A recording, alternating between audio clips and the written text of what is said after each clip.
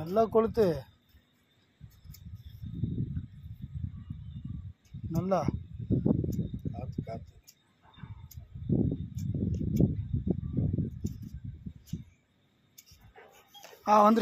வந்துரு.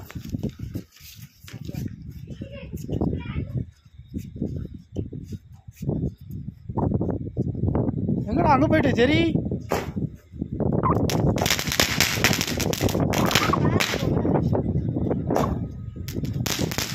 அவ்வளோதான் போல இருக்குது.